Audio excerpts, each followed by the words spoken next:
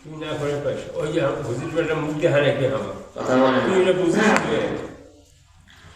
نحمده ونستعينه ونستغفره ونؤمن به ونتوكل عليه ونعوذ بالله من شرور أنفسنا ومن سيئات أعمالنا من يهد الله فلا مضل له ومن يضلله فلا هادي له ونشهد أن لا إله إلا الله وحده لا شريك له وأشهد أن محمدا عبده ورسوله الذي أرسله بالحق بشيرا ونذيرا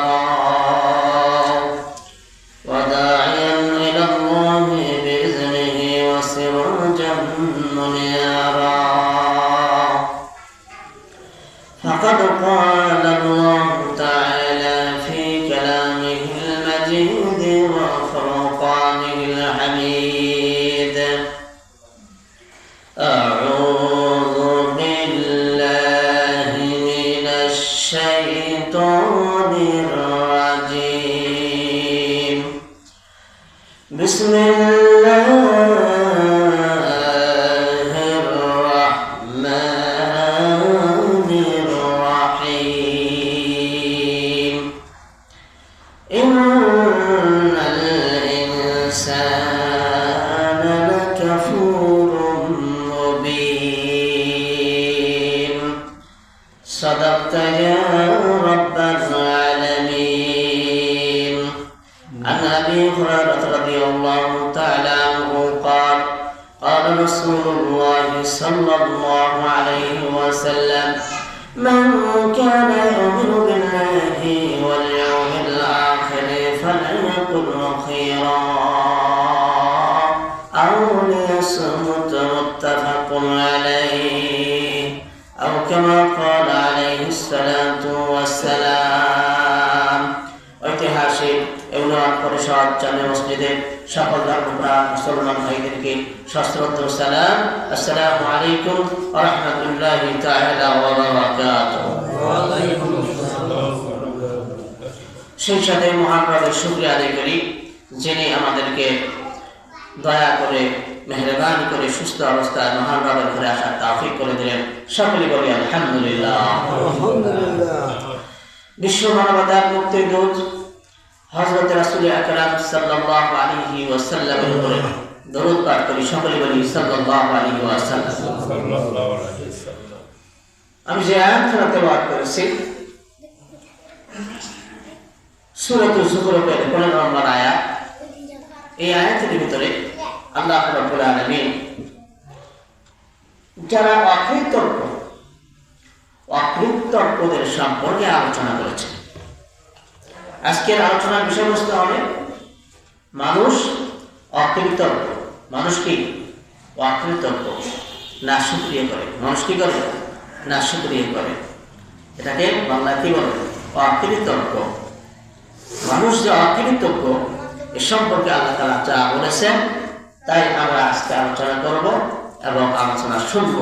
আল্লাহ রাব্বুল আলামিন আমাদেরকে সুন্দরভাবে সুষ্ঠুভাবে আলোচনা শোনা এবং আমাল করার তৌফিক দান করুন। সকলে বলি আল্লাহুম্মা আমিন। তাহলে অধিকাংশ মানুষই হচ্ছে অকৃতজ্ঞ, মানে আল্লাহর নিয়ামতগুলোকে তারা ব্যবহার করে কিন্তু শুকরিয়া করে না। কি করে না? শুকরিয়া করে না। আল্লাহর নিয়ামতগুলোকে তারা ব্যবহার করে কিন্তু কি করে না? শুকরিয়া করে না। আল্লাহ রাব্বুল আলামিন বলেন ইন্নাল ইনসানা লাকাফুরুম মুবিন। নিশ্চয়ই মানুষ স্পষ্টভাবে অকৃতজ্ঞ। অস্পষ্টভাবে না, স্পষ্টভাবে মানুষ অকৃতজ্ঞ। আল্লাহ রাব্বুল আলামিন বললেন এই মানুষগুলোর সম্বন্ধে, যেই মানুষগুলো পৃথিবীতে আমি পাঠিয়েছি এই মানুষগুলো পৃথিবীতে যাওয়ার পরে আমার নিয়ামতগুলোকে তারা ব্যবহার করে কিন্তু তারা অকৃতজ্ঞ। আল্লাহ রাব্বুল আলামিন বলেন আমি চক্ষু দিয়েছি, এত সুন্দর চক্ষুর একটি নিয়ামত। এই নিয়ামত দিয়ে তারা দেখে, এই নিয়ামত দিয়ে দুনিয়ার যাবতীয় জিনিস তারা দেখে, দুনিয়ার যাবতীয় জিনিস সম্বন্ধে তারা অবলম্বন হয়, দুনিয়ার যাবতীয় জিনিস তারা দেখে এবং এগুলি তারা তাদের অন্তরে ফিট করে, এগুলি দ্বারা তাদের জীবনকে তারা নির্বাহ করে, জীবনের উপরে তারা জীবনকে পরিচালনা করে।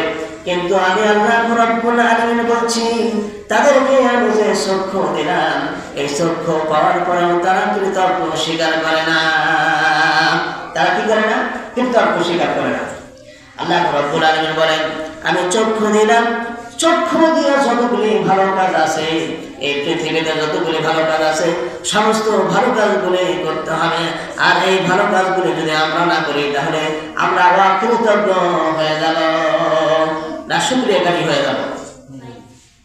আল্লাহ রাব্বুল আলামিন বলেন, আমি চোখ দিয়েছি, এই চোখ দিয়ে কোরআনুল কারীম দেখতে হবে, আল্লাহর হাদিস দেখতে হবে, আল্লাহর কিতাব দেখতে হবে, আল্লাহর হাদিস দেখতে হবে। আল্লাহ রাব্বুল আলামিন যতগুলি নিদর্শন এই পৃথিবীতে দান করেছে, সমস্ত নিদর্শনগুলি আমাদেরকে দেখতে হবে, অবলম্বন করতে হবে। এই কারণে আল্লাহ রাব্বুল আলামিন চক্ষু আমাদেরকে দান করেছে। আমাদের মধ্যে আবার অনেক চক্ষু পায় নাই, কারো একটা চক্ষু আছে, আবার আরেকটা চক্ষু নাই। আবার কিছু মানুষ আছে, একটা হাত আছে, আর একটা হাত নাই, আর একটি পা আছে, অন্য আরেকটি পা নাই। এভাবে করে আল্লাহ রাব্বুল আলামিন পৃথিবীতে অনেক মানুষ সৃষ্টি করেছেন, ঠিক না? আবার কারো দুটি পায়ে নেই, আবার কারো দুইটা হাতে নেই, আবার কারো দুই চক্ষু নাই।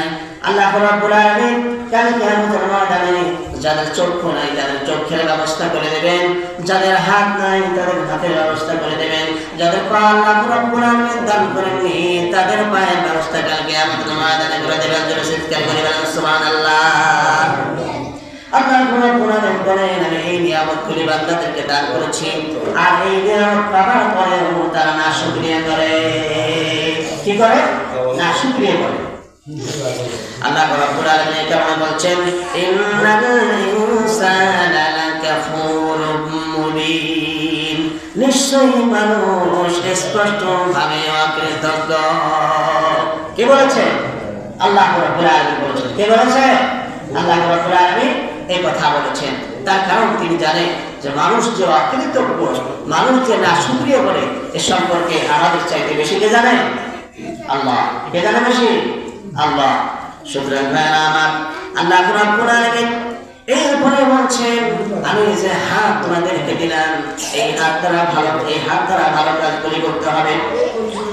দুনিয়ার যত ভালো কাজ আছে, সমস্ত ভালো কাজগুলি আমাদের এই হাত দ্বারা করতে হবে। কেন করতে হবে? ভালো কাজগুলি করার দ্বারা আল্লাহর শুকরিয়া আদায় হবে। আর যেগুলি খারাপ কাজ আছে, মন্দ কাজ আছে, সেই মন্দ কাজগুলি যদি আমাদের হাত দ্বারা আমরা করি, তাহলে নাশুকরিয়া করা হবে। ভালো কাজ করতে হবে হাত দ্বারা। হাত আল্লাহ কাজ করার জন্য বিধি দিচ্ছে, ঠিক কিনা? একটা হাত যদি দেখবেন, একটা হাতে জমা করে মোড়ায়া রেখে আর একটা হাত দিয়ে যখন কাজ করবেন, তখন সেই কাজে আপনি মজা পাবেন না, সেই কাজে আপনি শক্তি পাবেন না, সেই কাজ আপনি সঠিকভাবে সম্পাদন করতে পারবেন না। আল্লাহ রাব্বুল আলামিন এই কারণে দুটি হাতের ব্যবস্থা করে দিয়েছেন। এই দুই হাত দ্বারাই আমাদেরকে ভালো কাজগুলি করতে হবে, এবং ভালো কাজের ব্যাপারে এই হাত দ্বারা আমাদেরকে সেই কাজের ব্যাপারে হাতগুলিকে ব্যবহার করতে হবে। এই কারণে আমাদের এই হাতগুলি আল্লাহ তাআলা দান করেছেন, আর আমরা কি করবো? ভালো কাজগুলি এই হাত দ্বারা আমরা ধরবো, ঠিক কিনা? এরপরে আল্লাহ রাব্বুল আলামিন বলেন, আমি কান দিয়েছি ভালো কিছু শ্রবণ করার জন্য। পৃথিবীর মানুষ একজন আরেকজনের সঙ্গে যখন কথা বলে, তখন কান লাগাই শুনতে হয়, ঠিক কিনা? কান লাগা শুনতে হয়, কান লাগা শুনতে হয়। যদি কান লাগা না শুনে, তাহলে বুঝবেন কি বলছি আমি? শুধু এই যারা দেখবেন কানে শোনে না, বধির কিছু মানুষ আছে না? আপনি চিল্লাতে থাকবেন, বলতে থাকবেন, কিন্তু শোনে না, ঠিক কিনা? সে বোঝে না, সে কি করে না? মাফি মারো, সে বোঝে না, হুয়া মাফি মারো, সে বুঝতে পারে না আপনি কি বলতেছেন। সুতরাং ভাইয়েরা আমার, আল্লাহ রাব্বুল আলামিন বলেন, কানকে আমি দিয়েছি শোনার জন্য, শ্রবণ করার জন্য। ভালো কথাগুলি তোমরা শ্রবণ করবা, কোরআনের কথাগুলি শ্রবণ করবা। আর ভালো কথাগুলি শ্রবণের জায়গায় যদি রাতের বেলা আমার যুবক ভাইয়েরা রাতের বেলা কোরআনুল কারীম না শুনে, ভালো কথাগুলি না শুনে, মোবাইলের ইয়ারফোন কানের মধ্যে দিয়ে, মোবাইল ফোন কানের মধ্যে দিয়ে তারা ঘুমায় পড়ে, রাতের বেলা ঘুমায় পড়ে। অথচ আল্লাহ রাব্বুল আলামিন এই কান দিয়েছে এই রাতের বেলা ঘুমানোর জন্য। আমাদের যে অক্সিজেন আছে এই অক্সিজেন কান দিয়ে ভিতরে ঢোকে এবং নাক দিয়েও ভিতরে ঢোকে, ঠিক কিনা? গলার মুখ দিয়েও ভিতরে ঢোকে। আল্লাহ রাব্বুল আলামিন এই তিনটি অঙ্গ আমাদেরকে দান করেছেন, অবশ্যই আমাদের মঙ্গলের জন্য দান করেছেন। আর সেই মঙ্গলের জিনিসগুলো দিয়ে আমরা খারাপ কাজের মধ্যে লিপ্ত হয়ে যাচ্ছি, ঠিক কিনা? আল্লাহ রাব্বুল আলামিন আমাদেরকে কান দিয়েছেন ভালো কিছু শ্রবণ করার জন্য, ভালো বিষয়গুলো শোনার জন্য। এই কারণে আল্লাহ রাব্বুল আলামিন বলেন, আমি তোমাদেরকে সুস্থতা দিয়েছি, এই সুস্থতার নিয়ামত পেয়ে তোমরা আমার শুকরিয়া আদায় করো। আর এই সুস্থতার নিয়ামত পেয়ে যদি তোমরা শুকরিয়া আদায় না করো, তাহলে তোমরা অবশ্যই অকৃতজ্ঞ হয়ে যাবে। মানুষ হচ্ছে অকৃতজ্ঞ। ইন্নাল ইনসানা লাকাফুরুন মুবিন, নিশ্চয়ই মানুষ প্রকাশ্যভাবে অকৃতজ্ঞ। আল্লাহ রাব্বুল আলামিন বললেন, ওগো দুনিয়ার মানুষ, তোমরা অকৃতজ্ঞ হয়ো না।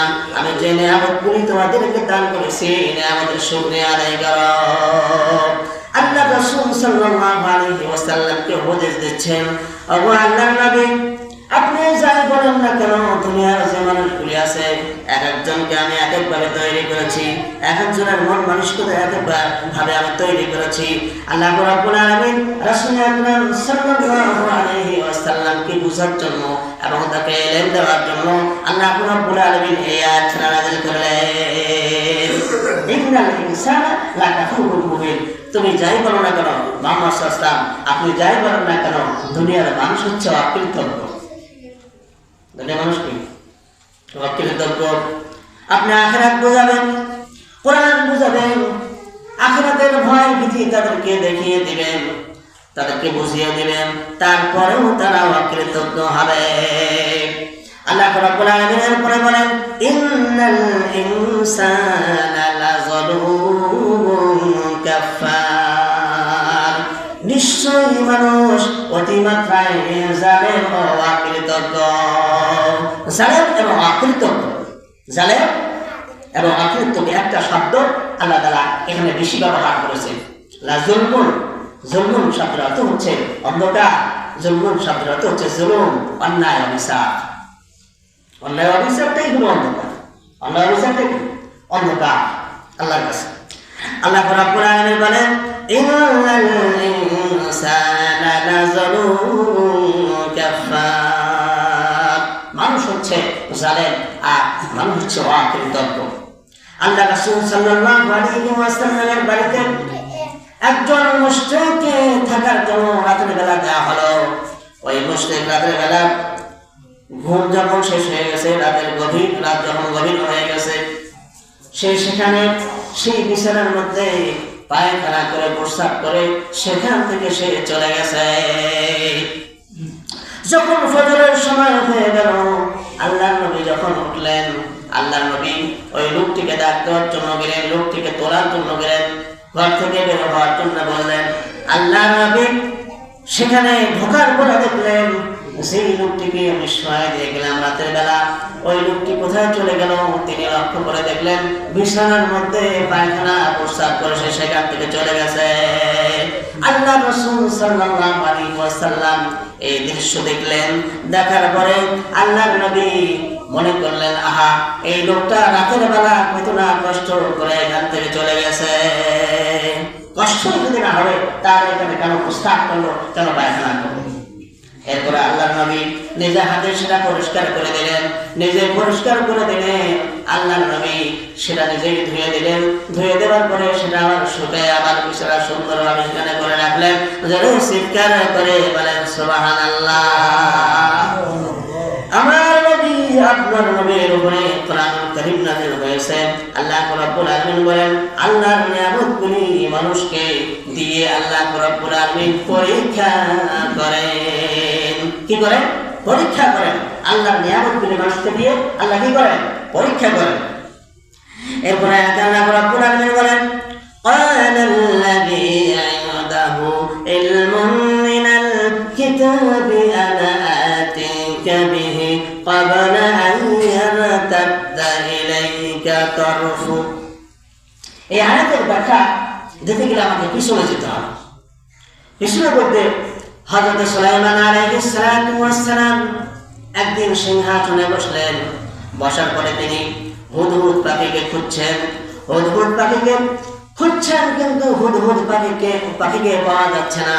এই হুদহুদ পাখিকে খোঁজার জন্য সমস্ত পাখি পাগল করা হয়ে গেল, তাকে খুঁজে পাচ্ছে না। কোথায় যেন সে চলে গেছে, তাকে খোঁজার কারণ কি? হুদহুদ পাখি তার সমস্ত খবর নিয়ে আসে। সুলাইমান আলাইহিস সালামের যত খবর আছে, মাটির কত দূর নিচে পানি আছে, এই খবরও সেই হুদহুদ পাখি বলে দিতে পারত। আল্লাহ তাআলা সেই শক্তি তাকে দিয়েছিলেন, যেন সে চিৎকার করে বলেন সুবহানাল্লাহ। সেই হুদহুদ পাখিকে খুঁজছেন হযরত সুলাইমান আলাইহিস সালাম। হুদহুদ পাখিকে খুঁজে পাওয়া যাচ্ছে না। আর সুলাইমান আলাইহিস সালাম বলছেন, এবার যদি হুদহুদ পাখি আমার সামনে আসে, লাযবাহান্নাহু, অবশ্যই আমি তাকে জবাই করে ফেলব। রাবের ছোট কথা বলেছেন। কিছুক্ষণ পরে হুদহুদ পাখি চলে আসলো। হুদহুদ পাখি চলে আসার পরে বলছেন, জাহারা, আমাকে নাকি আপনি অনেকক্ষণ ধরে খুঁজছেন, খোঁজার কারণ কি? তুমি এতক্ষণ কইছিলা যে আমার বিচার করার আগে আমার কথাগুলি আগে শুনতে হবে, তারপরে না হয় আমার বিচারটি আপনি করবেন। কথা বুঝে আসছে? হুদহুদ পাখি বলছে, আমি যে এতক্ষণ বাকিতে ছিলাম, কোন স্থানে ছিলাম, কোথায় ছিলাম, এটা তো আপনি জানেন না। আমি বলি, আমি সাবা নিবাসীর কাছে আমি গিয়েছিলাম। সেখানে গিয়ে দেখি, সাবার রাজধানীতে গিয়ে দেখি সেখানে একজন মহিলা রাজত্ব করছে, আর সেই মহিলার নাম হচ্ছে রানী বিলকিস। সেই মহিলার নাম কি? রানী বিলকিস। সে রাজত্ব করছে, মহিলা মানুষ। আমি সেখানে গিয়ে দেখলাম সে সিংহাসনে বসে আছে। সে সিংহাসনটি বসে আছে, যে সিংহাসনের উপরে বসে আছে, সেই সিংহাসনটি স্বর্ণ দ্বারা তৈরি, মানি মুক্তা দ্বারা তৈরি। জোরে চিৎকার করে বলেন সুবহানাল্লাহ। মানি মুক্তা দিয়ে তৈরি করেছে, স্বর্ণ দিয়ে তৈরি করেছে। আর সেই সিংহাসনের সামনের দিকে 360টি দরজা জানলা রয়েছে, আবার পিছনের দিকে 360টি দরজা জানলা রয়েছে। আরেকবার জোরে চিৎকার করে বলেন সুবহানাল্লাহ।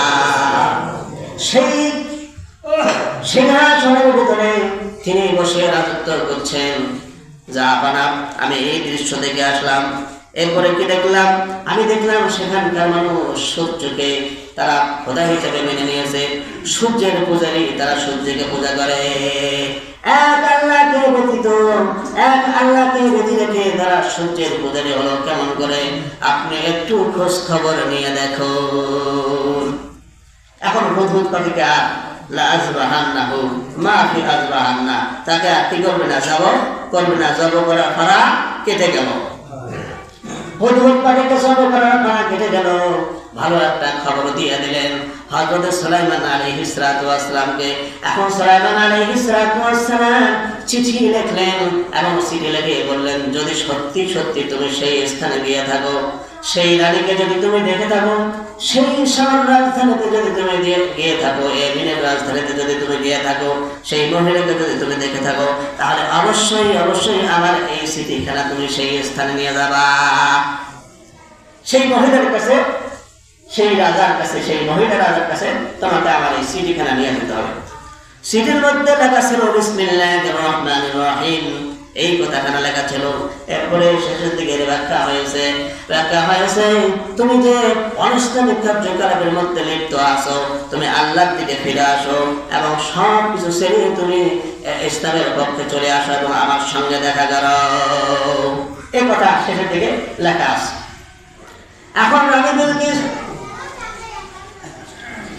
ঘুমাচ্ছেন, তার ঘরের ভিতরে আরাম করছেন, বিশ্রাম করছেন। এই সময় হুদহুদ পাখিকে দেওয়া হলো। সুলাইমান আলাইহিস সালামের সেই চিঠিখানা হুদহুদ পাখি নিয়ে চলে গেল। যাওয়ার পরে দেখেন কোনো দিকে কোনো সারা শব্দ নাই, নির্জনে একটি কক্ষের ভিতরে, একটি গরুবাড়ির ভিতরে তিনি বিশ্রাম নিচ্ছেন। আর সেখানে গিয়ে আদবের সাথে হুদহুদ পাখি তার সেই চিঠিখানা তার বুকের উপরে সুন্দরভাবে রেখে দিয়ে আলাদা সাইড হয়ে দাঁড়াইলেন। আর একবার জোরে চিৎকার করে বলেন সুবহানাল্লাহ। তিনি লক্ষ্য করলেন, পর্যবেক্ষণ করলেন, জানালা খোলা আছে ঠিকই, কিন্তু পাখি কিভাবে আসলো, এই চিঠি কোথা থেকে আসলো? চিঠি পড়ে দেখেন সুলাইমান আলাইহিস সালাম সেখানে চিঠি পাঠিয়েছেন। রাজন্যবর্গ একত্রিত হয়ে গেল, রাজন্যবর্গকে ডাক দিলেন। দেখার পরে তারা পরামর্শ করলেন সুলাইমান আলাইহিস সালাম চিঠি দিয়েছে, এখন কি করা যায়? তার জন্য কিছু উপকৌশল আগে পাঠিয়ে দেখি আসলে বাস্তবে তিনি চিঠি পাঠিয়েছেন না অন্য কেউ চিঠি পাঠিয়েছেন। কিছু স্বর্ণ, কিছু মানি মুক্তা সহকারে একজন লোককে দিয়ে, খাদেমকে দিয়ে তার কাছে পাঠিয়ে দিয়েছে, এবং তার সঙ্গে কিছু পুরুষ এবং কিছু মহিলা সেখানে পাঠিয়েছে। পুরুষগুলোকে মহিলা বানিয়ে দিয়েছে, আবার মহিলাদেরকে পুরুষ বানিয়ে দিয়েছে। রানী বিলকিস বলছেন, আমি এবার খবর নেব, যদি উনি বাস্তবে নবী হয়ে থাকে তাহলে উনি চিনতে পারবেন, মহিলাদেরকেও চিনতে পারবেন, পুরুষদেরকেও চিনতে পারবেন। মহিলাদেরকে পুরুষ বানিয়েছে আর পুরুষদেরকে মহিলা বানিয়ে সেখানে পাঠিয়ে দিয়েছে। আল্লাহ নবী এগুলি দেখার সংসারে চিনে ফেলেছেন। আর তিনি বলেছেন, এই যে সমস্ত জিনিস তুমি নিয়ে এসেছো, স্বর্ণ মুদ্রা নিয়ে এসেছো, আমাকে তোমরা কি ঘুষ দেওয়ার জন্য এসেছো নাকি? এগুলো সব নিয়ে যাওয়া, কিছু আমার দরকার নেই, আমার রানী বিলকিসের দরকার। কার দরকার? রাজার দরকার। আমার রাজাকে আমার কাছে আসতে হবে। সব পাঠিয়ে দিয়েছে, ফেরত দিয়েছে। হযরত সুলাইমান আলাইহিস সালাম এবার চিন্তা করলেন, যদি বাস্তবে তারা চলে আসে, কিভাবে চলে আসবে, তারা আসার কোনো বুদ্ধি নাই। কিন্তু ওইদিকে রানী বিলকিস যেগুলি পাঠিয়ে দিলেন, পাঠিয়ে দেবার পরে আবার সেগুলি নিয়ে যখন ফেরত চলে গেল, তারা স্বর্ণ মুদ্রাগুলো নিয়ে ফেরত চলে গেল। এখন তিনি আসবেন, সেখানে একটি বৈঠক বসানো হলো। তারা বৈঠক বসে 12,000 সৈন্য বাহিরে নিয়ে হযরত সুলাইমান আলাইহিস সালামের নিকটে আসবে। যে আসার আগে রানী বিলকিস কি করেছে, তার যে সিংহাসনটি রয়েছে, এই সিংহাসনটি সে 7টা রুমের ভিতরে তালা দিয়েছে। কটা? 7টা রুমের ভিতরে তালা দিয়ে রেখেছে, এবং চতুর্দিকে প্রহরী রেখেছে।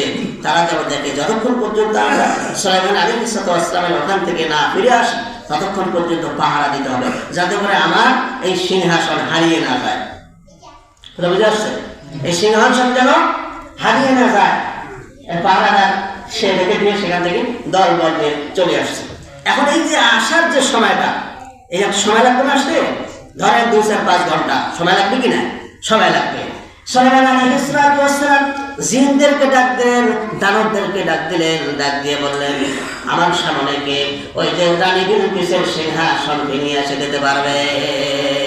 একজন বললেন, আপনি এখানে বসে থাকতে আমি রানী বিলকিসের সেই সিংহাসনটি আপনার কাছে হাজির করব।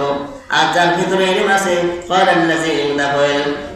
যার ভিতরে ইলম আছে, সে বলেছে যে আপনার চক্ষু যতক্ষণ পর্যন্ত পড়ে নাই, চোখের পলকেই আমি এই সিংহাসনে আপনার সামনে হাজির করব। যে চিৎকার করে বলেন সুবহানাল্লাহ। আল্লাহ রাসূল সাল্লাল্লাহু আলাইহি ওয়াসাল্লামের উপরে কোরআনুল কারীম নাযিল হয়েছে, আয়াতগুলো নাযিল হয়েছে। আল্লাহ রাব্বুল আলামিন বলেন, ওগো নবী, যার ভিতরে দ্বীনের ইলম ছিল, কোরআনের ইলম ছিল, কিতাবের ইলম ছিল, সে বলেছে, আনা আতিকা বিহি ক্বাবলা আন ইয়ারতাদ্দা ইলাইকা তারফুক, চোখের পলকে আমি আপনার সামনে এনে হাজির করে দেব। সিংহাসন চোখের পলকে আমি আপনার সামনে এনে হাজির করে দেব। ঠিকই সে চোখের পলকেই তার সামনে তার সিংহাসন নিয়ে হাজির করে দিয়েছেন। যদি চিৎকার করে বলেন সুবহানাল্লাহ। এই কথা বলার কারণ কি? এই কথা বলার কারণ হলো হযরত সুলাইমান আলাইহিস সালামকে আল্লাহ রাব্বুল আলামিন কৃতজ্ঞতা স্বীকার করার সুযোগ করে দিয়েছে। তাকে যে নিয়ামত দেওয়া হয়েছে, এটা নিয়ামত না। জিন তার কথা শুনে, দানব তার কথা শুনে মুহূর্তের মধ্যে চোখের পলকে সে সিংহাসন নিয়ে এসে দিল। এটা কি যা তা ব্যাপার মনে করেন? লক্ষ লক্ষ মাইল দূর থেকে সেই সিংহাসন লক্ষ লক্ষ মাইল দূর থেকে 7টি ঘরের ভিতরে তালা দিয়ে সেখানে বড় বড় তালা দিয়ে রাখছে। সেই তালা সহকারে সেই জায়গা সহকারে উপরে নিয়ে এসে তার সামনে এসে হাজির আইনে হাজির করে দিয়েছেন। আরেকবার চিৎকার করে বলেন সুবহানাল্লাহ। হালাম্মা রাআহু, সামনে যখন হাজির করলেন, তার সামনে যখন হাজির করলেন, রাহু তিনি যখন দেখতে পারলেন মুস্তাকিরান ইনদাহু, তার নিকটে যখন তিনি দেখতে পারলেন, ক্বালা হাযা মিন ফাজলি রাব্বি, তিনি বললেন এটা হচ্ছে আমার প্রতিপালকের পক্ষ থেকে একটি অনুগ্রহ। আর একবার জোরে চিৎকার করে বলেন সুবহানাল্লাহ। আমি কি শুকরিয়া আদায় করবো না শুকরিয়া আদায় করবো? আমি কি কৃতজ্ঞ হবো না অকৃতজ্ঞ হবো? এই জন্য আল্লাহ তাআলা আমাকে পরীক্ষা করেছেন। আল্লাহ তাআলা আমাকে কি করেছেন? পরীক্ষা করেছেন। ওমান শাকারা ফাইন্নামা ইয়াশকুরু লিনাফসিহি, আল্লাহ রাব্বুল আলামিন বলছেন, নবী যারা শুকরিয়া আদায় করে সে নিজের জন্য শুকরিয়া আদায় করে, আর যারা না শুকরিয়া করে সে নিজের না কল্যাণ করে। ওমান কাফারা, আর যে ব্যক্তি অস্বীকার করবে, ফাইন্না রাব্বি গনিয়্যুন কারীম, আল্লাহ রাব্বুল আলামিন হচ্ছেন না স্বীকার করলে কোনো আমার আফসোস নাই, না সে আমাকে স্বীকার যদি না করে আমার কোনো যায় আসে না, আমার যদি না মানে আমার কোনো যায় আসে না, আমার কথা যদি তারা শুনতে না চায় আমার কোনো যায় আসে না। আল্লাহ রাব্বুল আলামিন বলেন গনিয়্যুন কারীম, আল্লাহ রাব্বুল আলামিন হচ্ছে সম্মানিত ধনী। আল্লাহ তাআলা কি সম্মানিত ধনী। সুতরাং কে আল্লাহকে মানলো আর কে আল্লাহকে মানলো না, কে আল্লাহর শুকরিয়া আদায় করলো আর কে আল্লাহর শুকরিয়া আদায় করলো না, এতে কোনো আল্লাহর যায় আসে না, ঠিক না? সুতরাং ভাইয়েরা আমার, আল্লাহ কোন কোরআনে বলছেন ইন্নাল ইনসানা লাযালুমুন কাফার, নিশ্চয়ই মানুষ জালিম এবং অকৃতজ্ঞ। মানুষ হচ্ছে জালিম এবং অকৃতজ্ঞ। সুতরাং এ কারণে আমাদেরকে অকৃতজ্ঞ হওয়া যাবে না, আমাদেরকে কৃতজ্ঞ স্বীকার করতে হবে। আল্লাহ তাআলা আমাদেরকে ধন দিয়েছে, মাল দিয়েছে, লোন দিয়েছে, শরীর স্বাস্থ্য দিয়েছে, এগুলির শুকরিয়া আদায় করার নামই হচ্ছে কৃতজ্ঞতা স্বীকার। আল্লাহ রাব্বুল আলামিন আল্লাহর দেওয়া জান মাল সময়কে আল্লাহর রাস্তায় ব্যয় করার এবং আল্লাহ রাব্বুল আলামিন যে আমাদেরকে জান দিয়েছে, সময় দিয়েছে, এই সময়ের সঠিক ব্যবহার করার